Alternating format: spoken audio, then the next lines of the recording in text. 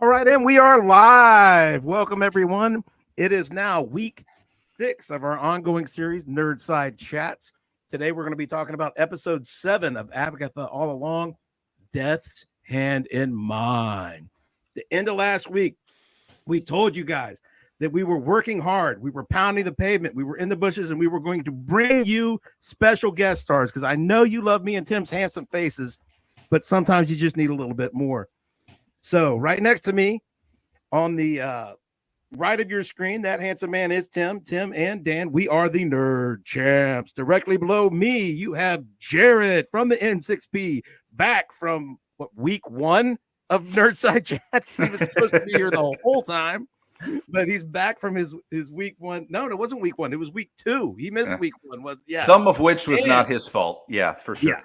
Yeah. And in the bottom corner, we have joining us for the first time live, the Bone Bridger. I'm here to get them banned off YouTube. I'm just kidding. I would never do that. Just kidding. But I am excited to be here. We've already been banned once. So the Nerd Side Chats has been that's right. They came for you. They did. They came hard, man. It's crazy. Hard. Disney knew that Tim did not like Agatha All Along. Yeah. I mean, you guys got a rep ever since the Acolyte. They know. That's right. They know all about you. So the Acolyte, they came hard for us, man.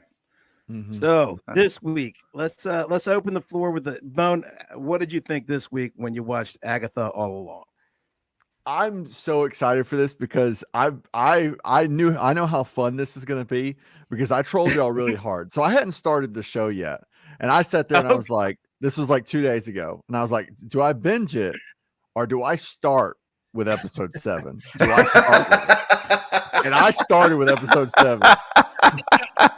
I have notes. Y'all are not ready because I have no idea who Agatha is from the comics, just the show. So I've got notes. I'm excited to talk about it. I'm really excited to talk about April Ludgate's character, who seems to be pretending to be the Grim Reaper in some Wizard of Oz fantasy with Jaden Pinkett Smith, I guess, or Willow Smith. Will Smith's son is running around, and there's all the people that got rejected for the Hocus Pocus characters, like they were going to be the witches in Hocus Pocus. They got rejected. They're in this too, so I'm excited. Yeah. Oh man. So, Jared, what were your reactions this week? How do I follow that? How do I follow that? I got a whole thing of notes. Yeah. He summed it up perfectly. It was so good. I couldn't imagine jumping in on episode 7 and knowing what was happening. Oh God. No. It's a total.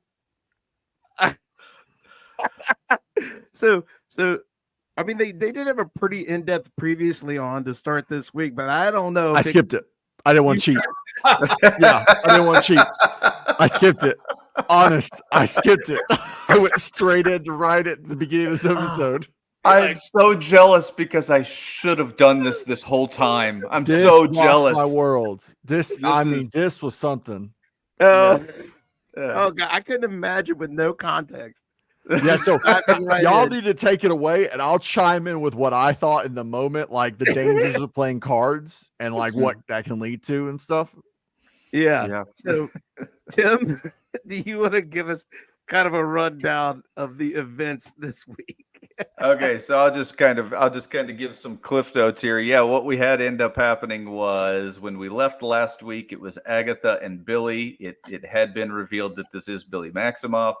And they decided that they were going to pursue the road alone. They came to the next house. They go in the house, and it's obvious this was supposed to be. The name is spelled Lila, but they pronounce it Lilia, I guess. So this is supposed to be Lilia's challenge because she is the fortune teller. So she was supposed to be doing the tarot reading. She was not there.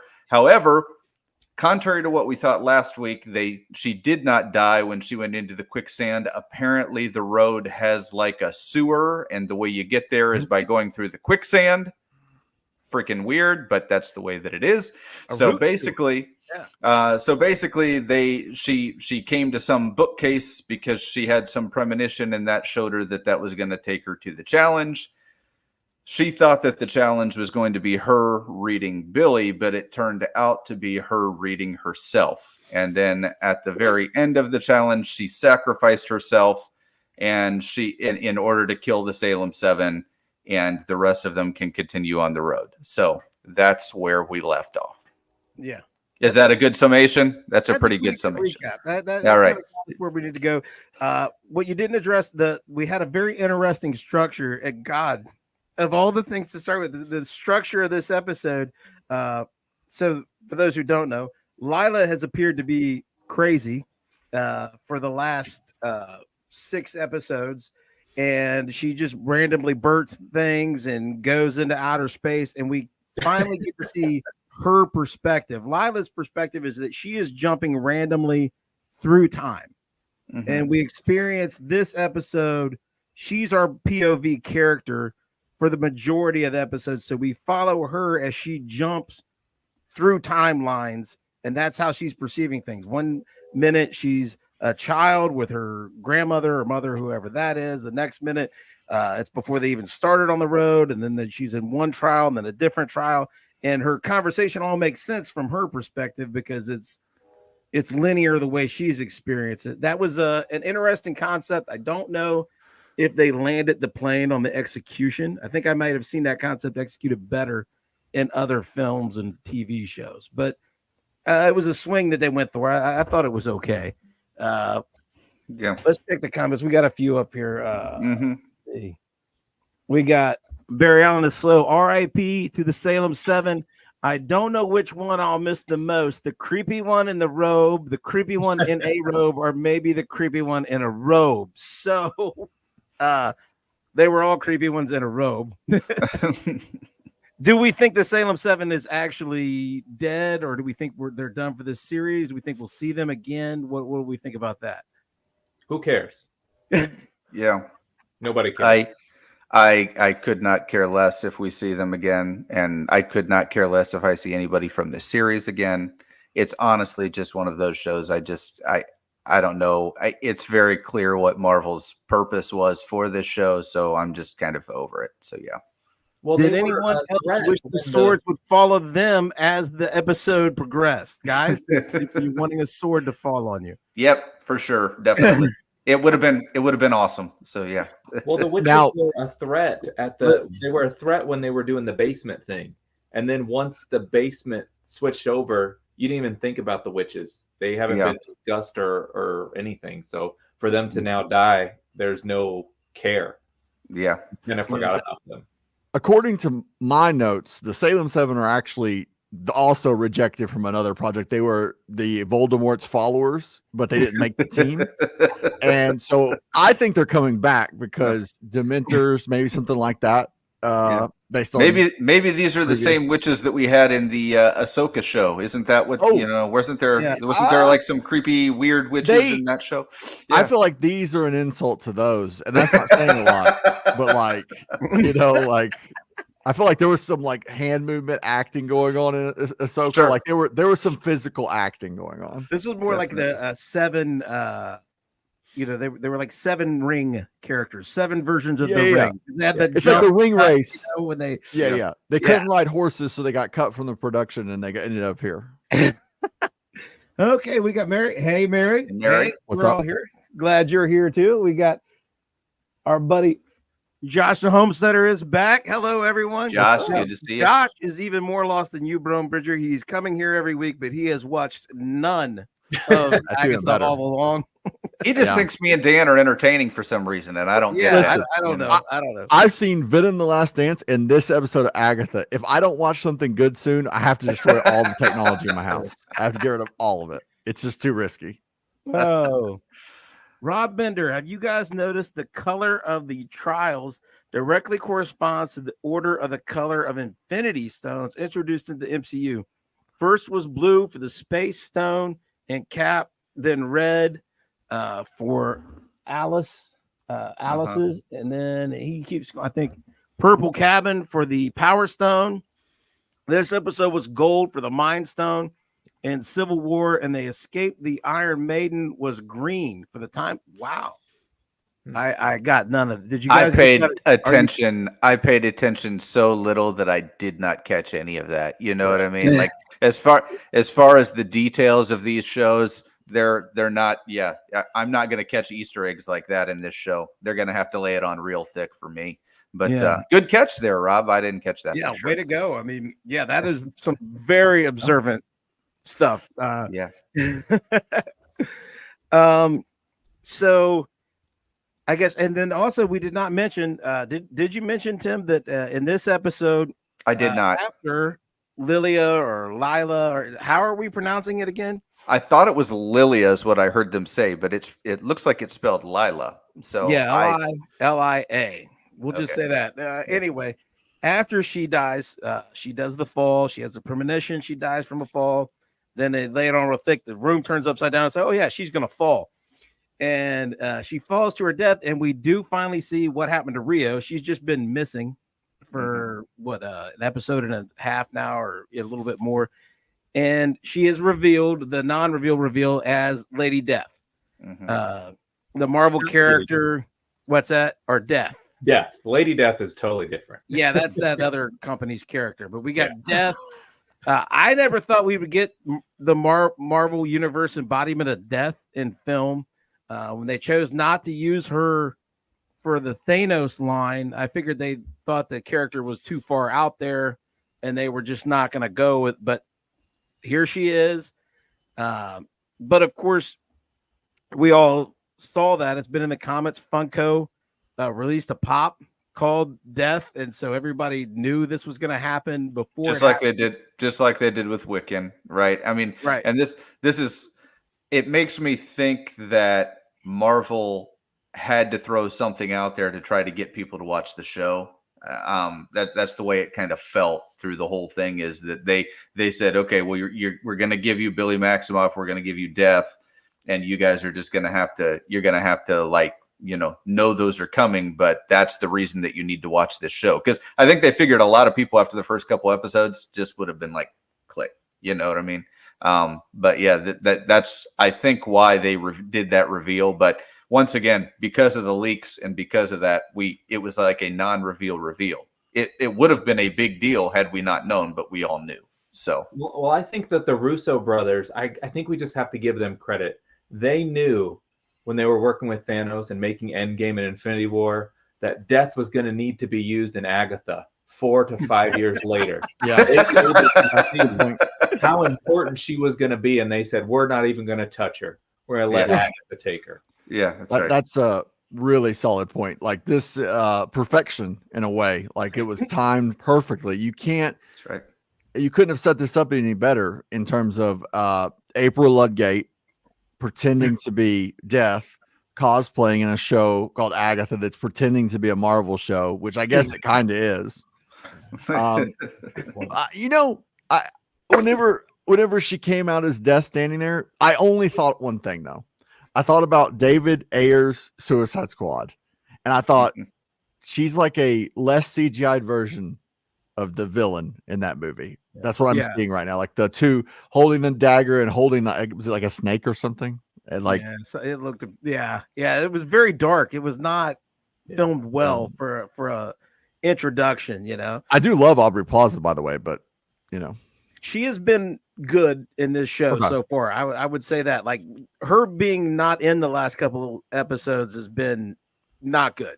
And then like in this one, she doesn't even speak. So I mean, you could just say she's basically not in this one either. Yeah, I had to listen to the Hocus Pocus characters a lot. Mary says, Tim, I don't think they need to convince anyone to watch this show. Funko Pop toys spoil are here and there. Yeah.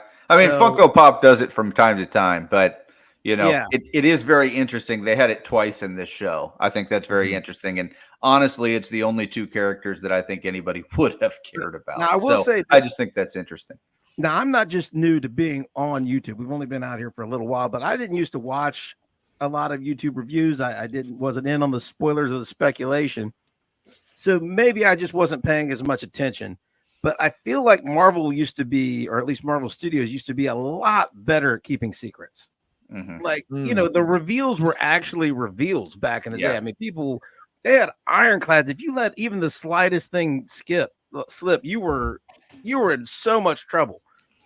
Yeah. Oh man, do you remember when WandaVision dropped and we were all having so many fan theories every episode? Like every week we were just like, is Mephisto behind this whole thing? Yeah. Is this where the mutants are going to start because of everything that's happening? And there was just all kinds of stuff. And then of course Quicksilver shows up and the X-Men thing, and we all our minds were just completely blown by the things that they didn't tell us that we just kind of were speculating on every week.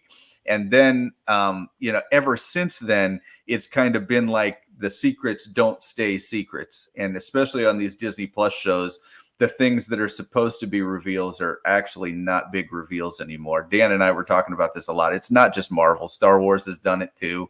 And then, we just had this big thing in Rings of Power. For 2 seasons, they tried to convince us this guy, it was Gandalf, and everybody knew it was Gandalf, and they wouldn't say it was Gandalf. With the very last episode, they said it was Gandalf. We knew it this whole time. The least surprising thing in the world. Just say it, all right? And a lot of this stuff, if you're going to come out with it, you just need to come out with it, okay? Tim, it's Grand Elf.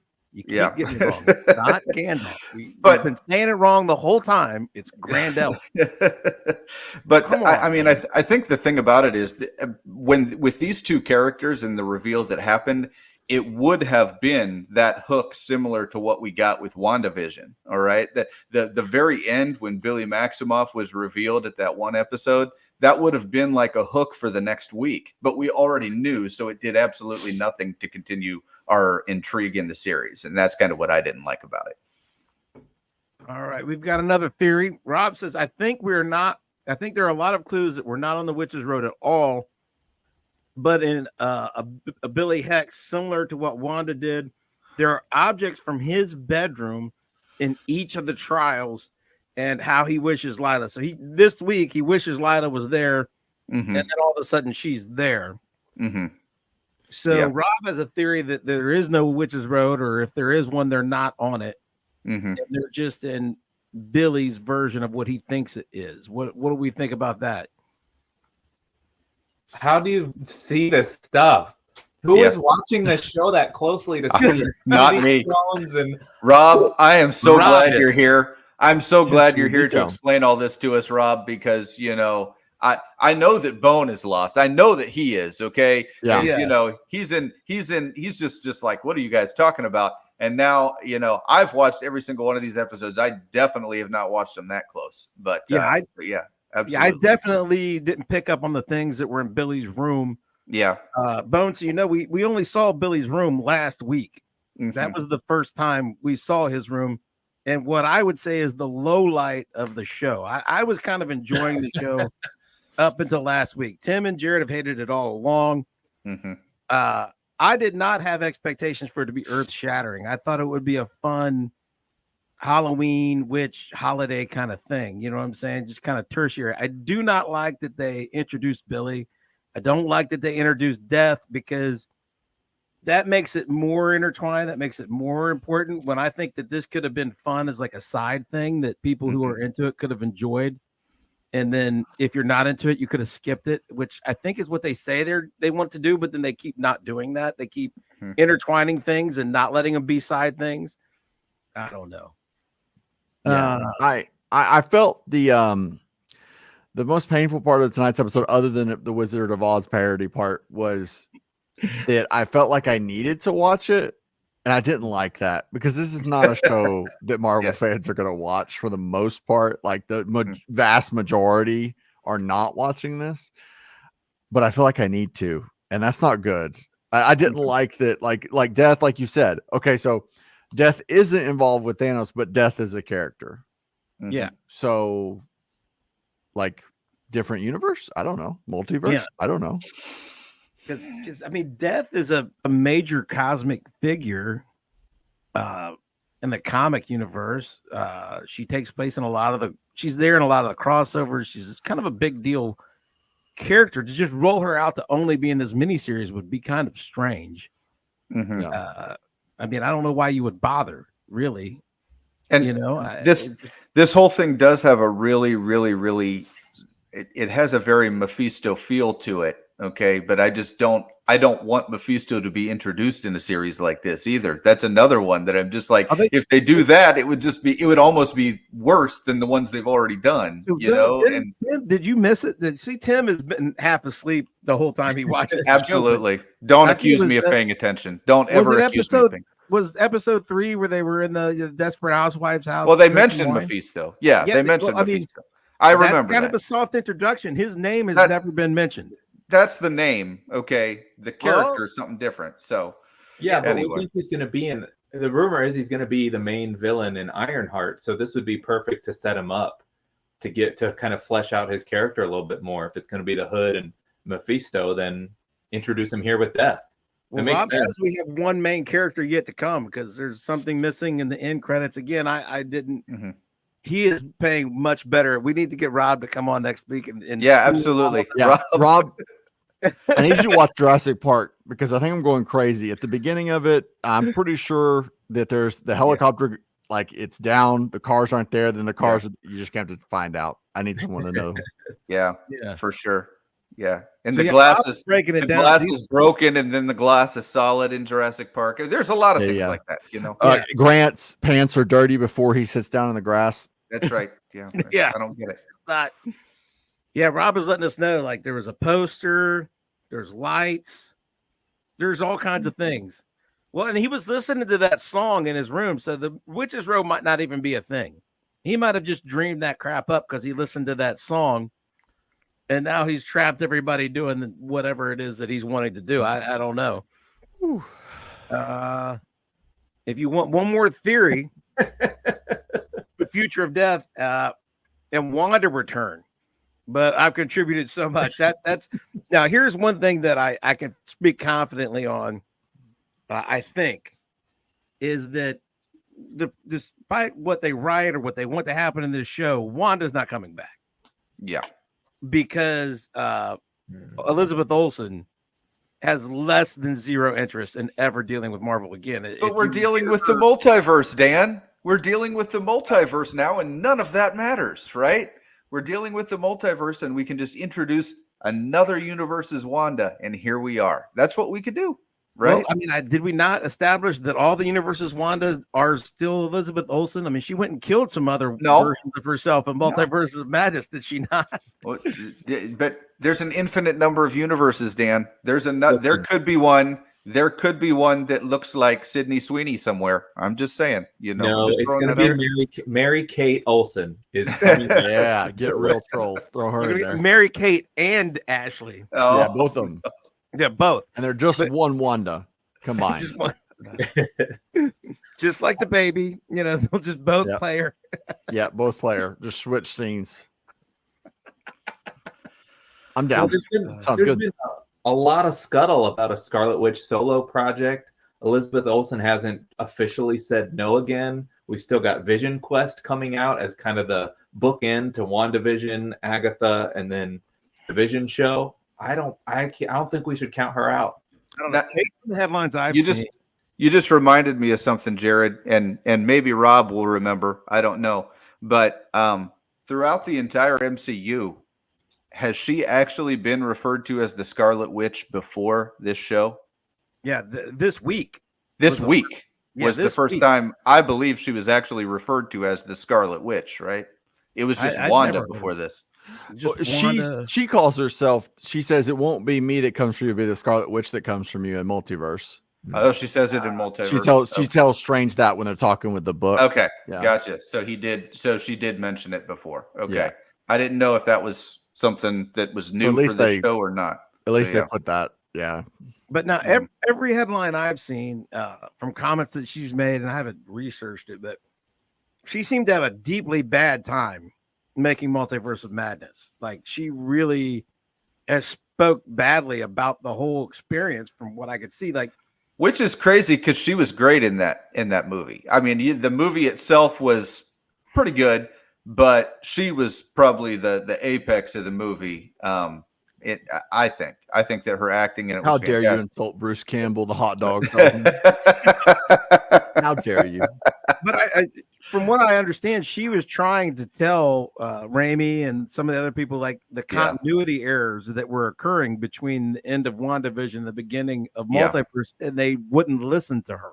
Mm-hmm. She was like, "This is not how the character I just completed would be acting. This is not what she would be doing. This is not where we left her off." And they're like, well, we wrote our script and this is what we're doing now. So, so I don't know. I don't think in this show, though, that's going to happen. I don't know. But it is something that Billy brought up. Hey, is Wanda really dead? Yes, I saw her. So I don't know. We'll see. Yeah, Rob said, she was mad about how they killed her. So she doesn't. Yeah, she doesn't want to come back. I guess if they want to bring her, but I don't know if that fixes it. I really don't. I don't see her wanting to deal with that again. We have people that were perfectly satisfied with their experience who just don't want to do it anymore. I mean, these guys get older. They want to do other things and play other roles. They got families and stuff, man. I mean, who cares? Who cares? You work for me. I bought all your movie tickets and you'll work until I tell you you're done, Hugh Jackman. Yeah, Hugh Jackman.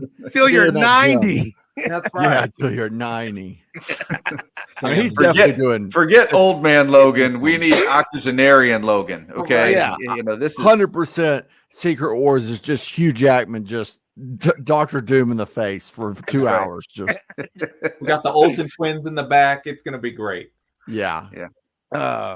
So as far as Agatha All Along this week, I think we've all just I was enjoying the show. I will say I was wanting like a fun Halloween comedic thing, kind of a side project. I haven't gotten that.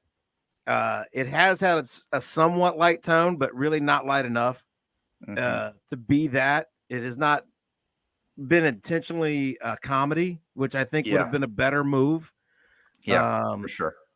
And last week's episode just was a jarring change in tone that they just switched back to the lighter, otherworldly tone this week, which made last week stick out even worse.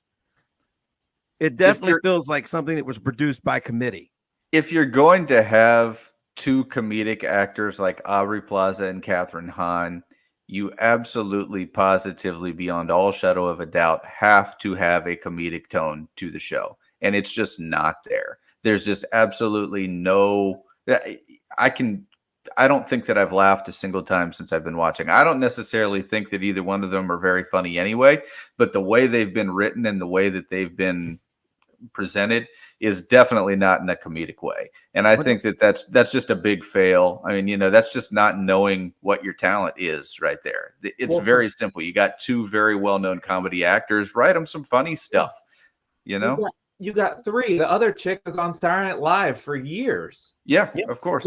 And you had Deborah Jo Rupp to start the series. You had and Patti LuPone has done sitcoms before. I mean, this whole thing, you've got a lot of people that know how to be funny. Okay, right. I mean, you've got a lot of people that know how to be funny, and it's just they're not being funny. Well, it makes no sense.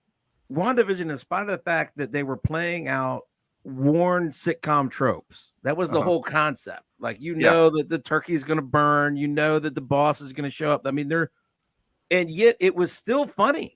Yeah, they did the tropes and they did it well. And even though it was had serious parts, but the funny parts were actually funny in WandaVision. Whereas here, there's very little straight humor. Mm-hmm. Sometimes they crack a joke, but it's not it's in universe. It's not really meant to play to the audience that well. And it's just, I don't know. It's a missed opportunity. I feel like, we got Eugene Johnson. What's up? Have you guys talked about how the tarot cards had 2 Salem 7 outside the castle? Oh, yeah. I didn't even notice that. I assumed they were all inside. So that shows you how much I was paying attention. So, so we have the Salem 2. So we've got the Salem 2. The Salem 2 is still coming for Agatha and her crew. Get her. And will there... There absolutely will be a Find Tommy show. That's the one prediction I can make, is there will be a We Must Find Tommy show. That's absolutely happening. Maybe that'll be the Vision show. I want the Toby. Where's Toby show? Yeah. Agatha called him Toby. I think we should just run with that. Yeah, sure. Isn't this? Do we still think this is the Find Tommy show, though? I mean, because at the end of the road, Billy wants the power to find Tommy. I feel like the climax of this show is that he finds him, right? I mean, otherwise, what is it? I mean, I think it's over. Hallelujah. Yeah, I think originally I thought this show was pretty much just going to be Billy's introduction into the MCU, but now it feels like it's going to be Billy and Tommy's introduction to the MCU for the Young Avengers. That's pretty much what this is. And then, Death is going to be something, hopefully, hopefully they can go ahead and introduce Death into a continuity that makes sense. But right now I'm still kind of lost as to how they're going to do that. So Rob is saying that he thinks next that they are going to find him and then that they're going to find Wanda. But I mean, Billy has said straight out that he doesn't care about Wanda. Yeah. For reasons that aren't explained, just because. Yeah. Because that's not the real Wanda to him. That's not his universe's Wanda. That's why. Because Elizabeth Olsen doesn't want to come back. That's why. I'm just saying that's the reason that was given in the episode. Okay. yeah. That's the. But he's a normal 16-year-old kid. He hates his parents. Of course. Yeah. Well, except that he's a necromancer and he's stolen the identity of a nice Jewish boy down the street and a Gen Z. He's a Gen Z 16-year-old. Yeah. Oh, Bone, you don't know. Wanda drove herself completely insane, right? Looking for alternate versions of her children throughout the multiverse, killing versions of herself, trying to kidnap children, killing heroes throughout the multiverse. Got a temple dropped on her head with the power of the Darkhold. But her actual son from her universe, right? Not a different version, not an alternate version. The actual one was being raised right down the street by a nice Jewish couple the whole time. Yeah. And she couldn't sense it. She didn't find him. He was just right down the street. Well, he had taken over his consciousness after the car accident. That's what happened. Oh, okay. There. So Bone doesn't know there was a car accident, Tim. What's that? He doesn't know there was a car accident. Yeah, I know. I'm just saying it wasn't like this was Billy the whole time. Okay. Right. It was just after the car accident. So yes. So right at the end of WandaVision, when the town disappears, right. Exactly at the same time the town was disappearing and the children were ceasing to exist. Yeah. This Jewish couple was on the way home from their son's bar mitzvah. They wrecked the car. The son dies. He wakes up in the back of the car and screams, Tommy. Mm-hmm. This is Billy. Billy has taken over this kid's body. Yes, there was a whole episode about this kid that wasn't Billy turning into Billy. I know. Right. I know. So, whole episode. So what I'm gathering is Marvel has to delete this from canon. They have to. Like if they at all choose to acknowledge this exists in future movies with Doctor Doom and stuff, we're gonna get real dumb real fast. Actually, this gives me full confidence that Daredevil's the last Marvel TV show and that Ironheart's never coming out. And Bone, you saw the kid playing Billy. You saw him in this episode, right? Mm-hmm. They used the same actor to play him pre-possession as a 13-year-old boy getting his bar mitzvah. Oh, good. Yeah. I mean, because he makes perfect sense, right? 13, right? I mean, he looks 13 to you. Yeah, for sure. Yeah. I mean, and who wants to spend the money for a half day's work for a 13-year-old actor? That's true. They just save money. I mean, it's Disney. They got to save money. They're about to, they're hurting. So get to some of these comments, Dan. We got a lot. Yeah, Wanda is dead now because she couldn't sense that her son was right down the street. And Billy, upon being resurrected, has immediately realized that Tommy is okay too, and that he's going to find him. He can sense him out there. He doesn't have to go find an alternate version. The actual version is okay, and he's going to find him.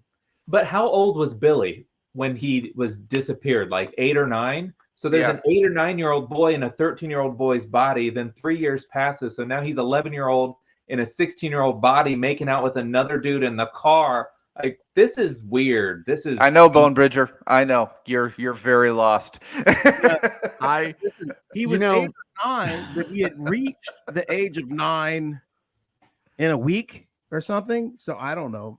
make if they put this in a movie, the backlash against Marvel would be tremendous in terms of what are they doing?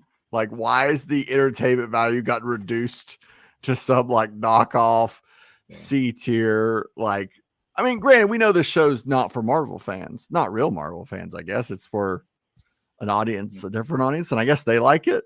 I don't know. I mean, I was enjoying parts of it, and like I was telling Tim, whenever Marvel does a thing now, it doesn't matter what it is, whether it's this, any of the movies. The more they try to tie it in with the greater continuity, the worse it gets. That's what, because they feel like they have to. They feel like they have to. That's the problem. Yeah, it's ruined. You know? Like you've got to delete it all down to and start everything over. is trying to get to the next Avengers. That's what they're trying to do. The build up to the first Avengers was so great, and all they've been trying to do since then is introduce a team one at a time, and nobody is buying it. All right, we're not buying it with the Thunderbolts. We're not buying it with the Young Avengers. People are going to go see those because it's what they're putting out, but it's not. No, they're not. It's not going to have near. They're not. It's not going to have people near are not going to go see the following and near the fashion.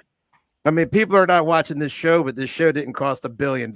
So yeah, exactly, exactly. People are not going to go see those movies, and they did cost that money. So, all right, let's get to these comments. Davis, Catherine Hahn giving a good performance. Agatha All Along, okay, so not bad. C+. I would give it like a C-. I would have given it a C+ 2 weeks ago. Catherine Hahn is good in it. I mean, they're not playing to all of her strengths. I think she's not at all funny. They're not at all. How funny was it when Agatha called Lila Dory? I missed that. Was that this week? Must have been. I didn't catch it. I didn't catch it. Yeah, get a little Finding Nemo reference in there. That's fun. But Rob said because of the sigil. Okay, the sigil was Bo doesn't know what the sigil was. So Lila, Billy couldn't talk and say who he was. That's all it was. He couldn't. Okay. He had a spell, and witches couldn't know. That's why Wanda could feel her son, but no. Okay, so Wanda couldn't find Billy because Lilia put the William, right? William is the name of the guy. It just so happens that Billy took the body of a boy named Williams. That made it easy. He could answer to his own name. I wonder if he got home and said, "Guys, stop calling me Will. I've decided I'm going to go by Bill from now on." But anyway, at the bar mitzvah, before his body's been taken over, the boy gets his horoscope or whatever, his future read by Lilia, who realizes something is about to happen and puts a sigil on him. So maybe, but I thought the Scarlet Witch should be more powerful than that. So I don't know. And then if she didn't sense Billy, why didn't she sense Tommy? Because Billy can sense Tommy. So Oscar Isaac and Ethan Hawke give good performances. Still couldn't save Moon Knight. Yeah, I don't care who you put in a show with a giant animated hippo. It's going to end up being terrible. Okay, so it doesn't matter. Yeah. That's why you got to use real hippos. That's right. Unleash them upon the cast because Moodang. Yeah, real hippos deserve that casting. They can't be suppressed. You're stealing jobs from real hippopotamuses. That's right. So thanks, you guys. I'll try to find you next week. Who Dan? It's definitely Dan. Funko? Yeah, I don't know how many. Dan's probably got more. Dan has his own Funko. Dan has a Funko of Dan. We are decked out for Halloween right now, as you can see. What? Yeah. See, this is this is me. Dan's Funko. That's so cool. And I'm decked out for Halloween. I've got my Wolverine costume on with his Deadpool bucket. So is that a Deadpool bucket? Deadpool mug right there. Oh, mug comes with And here is Jack Black. Here is Mrs. Nerd Champ. Jack Black. Oh, there's Jess. Oh, in her Lady Deadpool costume with her Wolverine mug. That's so cool. Yeah. I saw it and I was like, man, I got to do the pop yourself. It was cool. If you guys are thinking about doing it, it is really cool. It ends up getting expensive when you start buying the additional like bodies and stuff to have costumes, but it was definitely, I feel good about the purchase. I feel like I'm going to buy one here in a minute. Yeah. So you just gotta have it, man. It's good. I'm gonna stuff. have mine be Agatha themed. Can I do that? Yeah. Oh, definitely. Yeah. Definitely. Your head on Patty LaPone's body would just There be you a go. Yes. Yes. And then, All right. okay. I think I've got that. I'm all caught up on the comments. Good deal. And I think, I mean, we've kind of covered this week's Agatha. Can I say something? Go ahead. Just real quick. The acting is terrible. It's way overdone. Every single person is just like doing a theatrical play. It's terrible. And the sets are horrid. When they are on the leaves break when you touch them. You can tell these are like cut out of a cricket or something. And they're just like, they're not falling apart at all. The yellow veins that are in the basement walls or whatever, you can tell there's just like two sets right beside each other and they're just walking by. The quality is what makes it even harder. Like I could kind of get behind this week's story. It was the most compelling story of all the episodes so far, but I was just taken out because I thought I was in like a high school theater production. It was rough. And I feel like someone like Patty LaPone, who has done a lot of other stuff as far as music and as far as a lot of other acting stuff that she's done. I feel like this was something that felt like this series was way beneath her, and the performance that she gave, in my opinion, I just feel like this was a perfect example of somebody kind of mailing it in. I really don't think that it landed for me personally. This was supposed to be a heavy emotional episode, and I really didn't get that from her. That's just me personally. I don't know, but I feel like the problem is in the conception. It's not in what the actors are doing. There are too many competing forces on the screen with this project. Not only do you have episodes dramatically swinging in tone, you have scenes that feel like they were written to be comedic, but then they're directed to be dramatic. You know what I'm saying? They're like last week with the boner scene. He's back. Oh yeah, that was a terrible scene. We had the return, but it feels like it was written to be a straight up comedic scene. Yeah, it was directed and performed as a dramatic scene. So they're like reading jokes seriously. And like the whole series, like when they're on the witches road or they're doing the trials, I feel like you're supposed to have a fun, fantastical sense, like this is otherworldly, like it's not supposed to feel real. But some of the performances and the direction are too grounded to pull that tone off. And everything is pulling in opposite directions. It's just not, it's like a committee got together. They couldn't decide how they wanted this to play. And Deborah Jo Rupp, let's not forget, Deborah Jo Rupp was killed in episode 2, okay? Or was it 3? Episode 3, okay? She was killed in episode 3, and she was one of the most recognizable actresses in the show.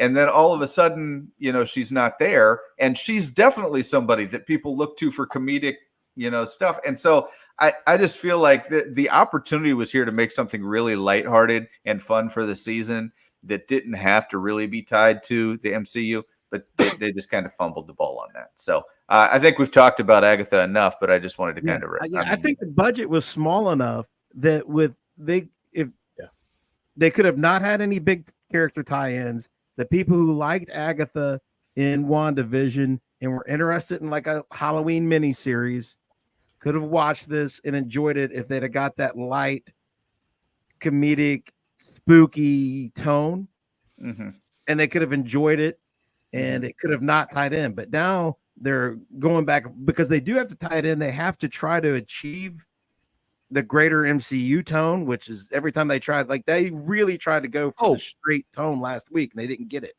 Well, that's easy. At the end of the show, if you want to stay with the like continuity of Marvel, you just like get a pile of trash, you just light it on fire, and just kind of watch it, and you're good. Captain America 4, here we go. All right. Yeah. Oh God. All right. So that was a good discussion of Wanda.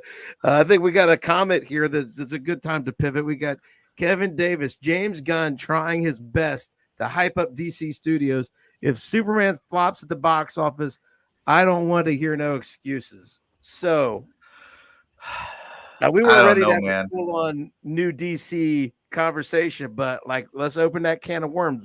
I'm What do out. we do? You're I'm out. I don't do DC. Yeah, It's I'll just straight up say it, guys. You know, I've got a lot of qualms about what's going on with DC, and I guess I have to see it, but the Superman suit definitely gives me pause. I saw the picture with Crypto, and that gives me pause. I admire James Gunn for trying to take the same superheroes we've seen 1,000 times and approach them from a different place, but I just don't know how he's going to do it with the way that he's presented this. His first project, I think, is supposed to be Creature Commandos, which is like an animated feature, and I just don't know how that's going to land. And then all the other stuff that he's supposedly going to be introducing that really kind of seems like second tier for like the first phase. You know, things like what's the Themyscira show that's supposed to be introduced, and Booster Gold, and a bunch of this other stuff. As much as I want to see something new and different from DC, other than the same old stories from the same old characters, I just feel like it could have been done maybe a little less outside the box than he's doing it, if that makes sense. I don't know. What are you thinking on what's coming out from Gunn so far, Bridger Heavy? I think I'm going to be bold here. This is going to be a mistake. I'm going $1 billion. I'm going $1 billion for Superman. Well, I mean, people are definitely going to see it. That's right. For sure. Like even if it's terrible, we're going to see it. Right. So yeah, I think the trailer, regardless of the movie, the trailer will be something special. I don't know if I have faith for the era though. Like the DC era. I don't know if I have faith for it. I do think that what helps is you got Joker 2, Venom the Last Dance, Kraven, Captain America 4, Thunderbolts, just garbage everywhere. Just so much garbage. So you just have to look okay. You don't even have to look like great. You just got to look like okay. But I think you're right. I think that I don't have a lot of confidence in the DC stuff, like the rest of the stuff, like the other characters, like those shows, the movie. Like, I don't know. I was excited for the reboot. I like James Gunn. I love what he did with Guardians. I had zero interest in Guardians before that movie. And he did a great job. Yeah. I was excited. What is giving me pause is this half-hearted reboot. Yeah. Is it a clean reboot? Some things are carrying over, some are not. Right. I mean, James Gunn, I saw a thing just this week. He was asked and he said, well, if we mention it in a project, then there's a past, and then that happened, and then that makes it canon. It's kind of the same way Disney is treating the legends, right? Yeah. Of Star Wars. They're just going to say, well, we might bring some of this back, you know? And it's like, man, if you're turning the page on the Snyderverse and all that stuff, then turn the page. You need a clean break. You know, people need to know what's going on. So what is next from Nerd Champs once this train wreck is over? Oh, we just had a great debate between myself and Jonathan May that we dropped yesterday. Go ahead and check it out. That debate was on whether or not horror movies are good. So go ahead and check it out. We've got some seasonal stuff coming up. And then, we've got a debate dropping this next week that's going to be seasonal. And then we've got some other seasonal stuff happening, don't we, Dan? So, yeah, we've got some stuff going on. You should let Jared leave. He's not a DC guy. Let Jared go watch Joker 2. Here's the thing, though. Here's the thing. The thing that Jared can kind of give us the perspective on that I think is really interesting is that the things that Marvel did right that DC has never done right are the things that I don't see DC doing right now. And that's the problem. You know what I mean? I don't see them going back and looking at why was the Infinity Saga so successful? Let's figure out why people love the Infinity Saga and focus on it. And instead, James Gunn is going to just say, okay, well, we're just going to do all this out the box thinking. We're going to pick up the Batman story 3/4 the way through his tenure as Batman. We're going to go ahead and start Superman a little bit differently. We're going to do all this stuff. But as far as why the Infinity Saga was successful, the reason it was successful is because of how the rollout happened. It happened over time. It happened with major characters. It happened in a way that there was so much buildup and anticipation for every project. I just don't see that that's what James Gunn is doing here. You know what I mean? And so it's kind of interesting. What happened with the Infinity Saga is something that DC needs to look at as their mold, and they're not wanting to do it. They're trying to recreate a wheel that's already there. I can't blame them for not getting it right because Marvel can't do it anymore. Well, of course, I think Marvel totally dropped the ball. They should have just ended things and rebooted after Endgame, right? I mean, but now here we are, and DC can see Marvel is struggling. They have a perfect opportunity to move in and be the new Marvel, and they're not doing it. You know, I just think that's weird. Because I got in the comments last week, people were telling me that rolling out Billy in this Agatha show is what Marvel has always done, and this is how they did it when they rolled out the MCU to begin with. I don't know, Jared. I mean, we're back on Marvel, but I mean, if you got stuff, or do you want to weigh in on the rollout of the MCU in general, or no? Yeah, they tripped over their own shoes trying to figure this out because it very much was an accident. I think Kevin Feige thought maybe there could be something like the Avengers, but we really only own the rights to Iron Man, and we've sloughed out Hulk. So, I mean, there are tons of documentaries you can watch about kind of how everything fit perfectly. It really was just a perfect storm. And so they got to Avengers. But what I was more impressed about is how they did Phase 2.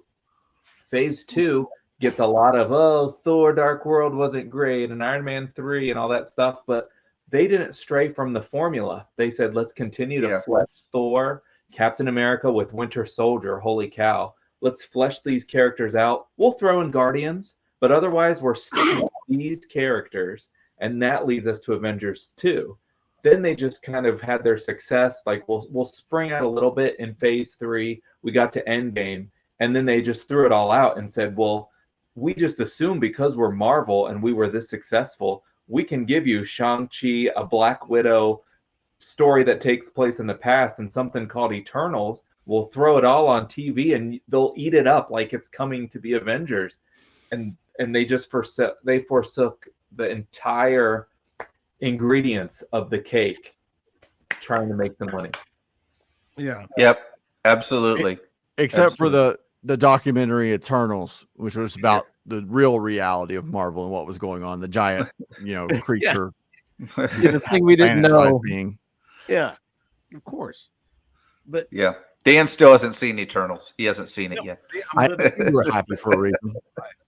I tell everybody every week, if it seems suspect, if you're really sure you're not going to like it, you know what? You can skip this stuff.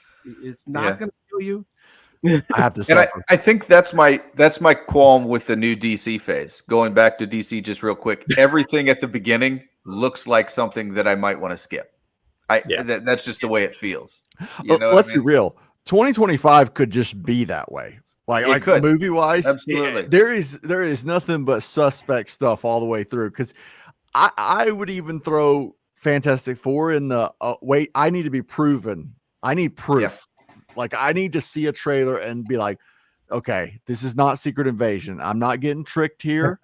Nick Fury will not get emasculated and torn down and turned to dust. I need to know that the Fantastic Four will be functional.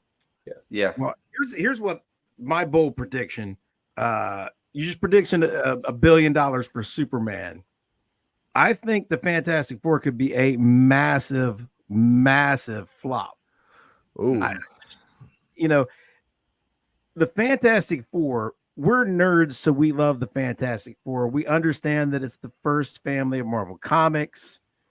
We know their importance to the universe. Culturally, outside of our circles, the Fantastic Four is no more culturally relevant than like the Guardians, really, only slightly more.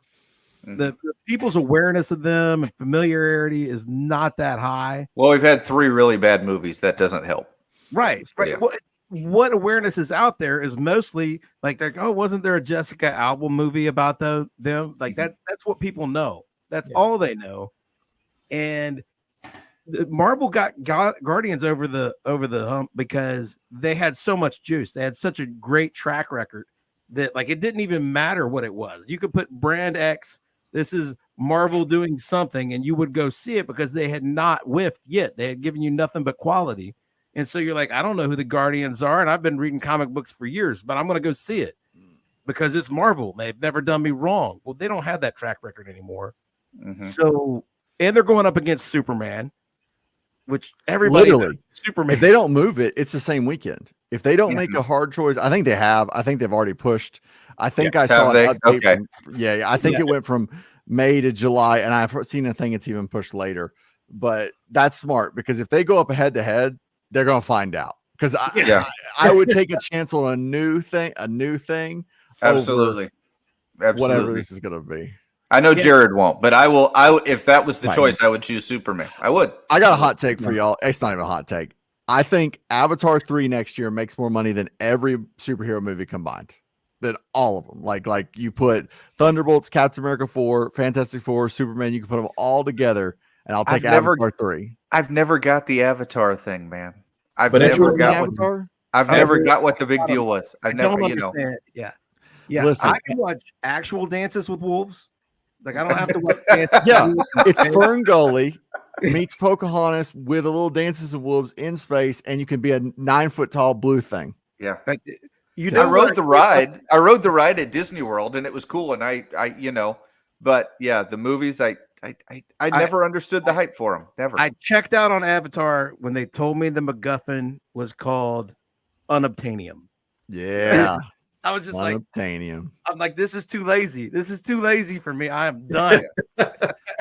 Some writer thought he was awesome in the room. They were high-fiving each other. They were high-fiving each other and thought that they were just amazing. This is the MacGuffin. I don't know if y'all have heard this. I've got to keep saying this so that when this day comes in history, someone on YouTube said this. They swear, people in Hollywood, I've heard this from real people in real life that work in the industry too. Everyone swears that Avatar 4 is one of the best scripts ever written. It has no notes. It's 100%. That Avatar 4 is going to be one of the best movies ever made. That's what I've heard this for years. And I'm like, how?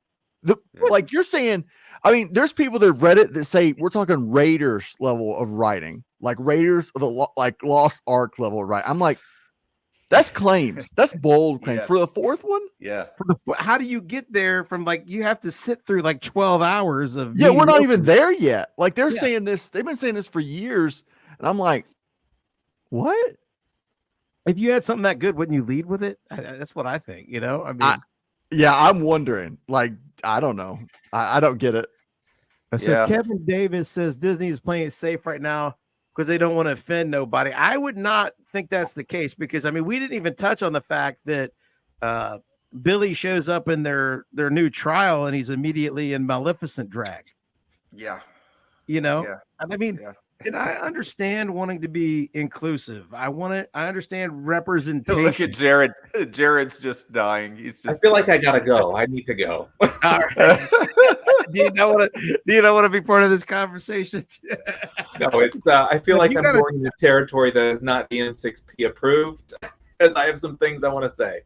Yeah, no. Hey, you can say it here. It's just me, you, and the wall. What do you want to say? Nobody watches this show anyway, Jared. It's okay. Yeah. Come on. We won't chop this up and make a short out of it.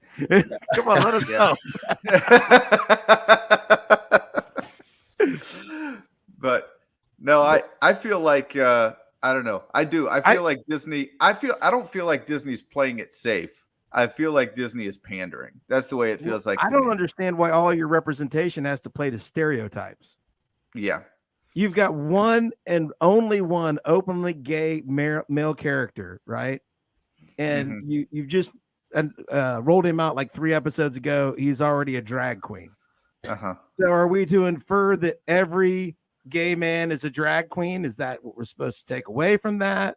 I mean, you watch Black Panther, the sovereign king of the most advanced African nation in the world is a deadbeat dad. That's where you get your whole villain from. So really, you have representation, and all of your representation has to play to stereotypes. What's If that's what we're going to do with the representation, then why are we going to have it? You know. Well, and I don't know necessarily that Disney is really pushing the representation as much as they say they are. It's just like everything, like with the Acolyte. When the Acolyte was introduced, it was introduced as this big inclusive thing, and ultimately a lot of the stuff that they had promised in their public statements they had not done. You know what I mean? It was all talk, it was all lip service, and I feel like that's kind of what they do with Marvel a little bit as well. But when it comes to some of the stuff they've done, it's there, but it's not there near as much as they try to lead us on to believe that it's there. So